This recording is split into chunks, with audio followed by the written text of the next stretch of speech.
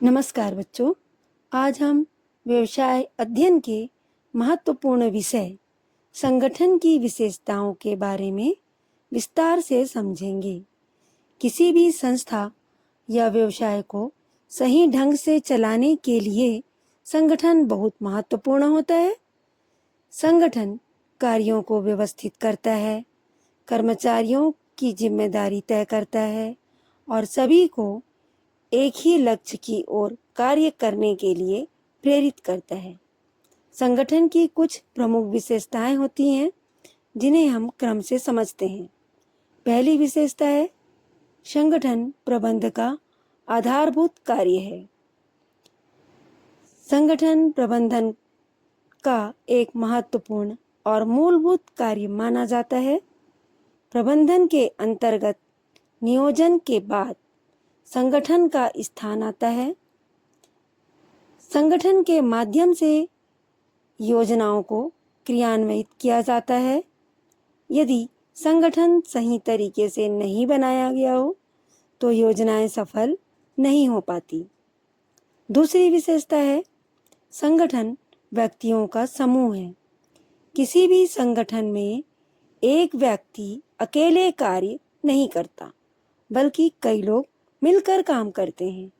इन सभी व्यक्तियों का एक समूह बनता है और हर व्यक्ति का अपना एक विशेष कार्य होता है। जब ये सभी लोग मिलकर काम करते हैं तब संगठन का निर्माण होता है। तीसरी विशेषता है सामान्य उद्देश्य। संगठन का निर्माण किसी विशेष उद्देश्य को प्राप्त करने के लिए किया जाता है। संगठन में काम करने वाले सभी लोग एक ही लक्ष्य या उद्देश्य की प्राप्ति के लिए मिलकर प्रयास करते हैं। यदि उद्देश्य स्पष्ट ना हो तो संगठन प्रभावी ढंग से कार्य नहीं कर सकता। चौथी विशेषता है समन्वय। संगठन में विभिन्न विभाग और कर्मचारी होते हैं। उनके कार्यों के बीच तालमेल बनाए रखना बहुत आवश्यक होता है।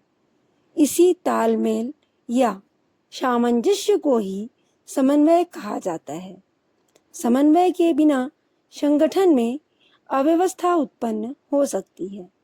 पांचवी विशेषता है कार्य विभाजन। संगठन में कार्यों को अलग अलग भागों में बांट दिया जाता है और हर व्यक्ति को उनकी क्षमता के अनुसार जिम्मेदारी दी जाती है। इससे कार्य जल्दी और अधिक कुशलता से पूरा हो जाता है। छठवीं विशेषता है संगठन संचार की प्रणाली है। संगठन में सूचनाओं का आदान प्रदान बहुत आवश्यक होता है। आदेश, निर्देश और जानकारी एक व्यक्ति से दूसरे व्यक्ति तक पहुंचती रहती है। इस प्रकार संगठन एक प्रभावी संचार प्रणाली के रूप में कार्य करता है। सातवीं और अंतिम विशेषता है संगठन एक प्रक्रिया है। संगठन कोई स्थिर व्यवस्था नहीं है, बल्कि यह एक निरंतर चलने वाली प्रक्रिया है। समय और परिस्थितियों के अनुसार इसमें परिवर्तन और सुधार किए जाते रहते हैं। अंत में हम कह सकते हैं कि इन सभी विशेषताओं के कारण संगठन किसी भी संस्था या व्यवस्था को संगठित, व्यवस्थित और सफल बनाने में महत्वपूर्ण भूमिका निभाता है।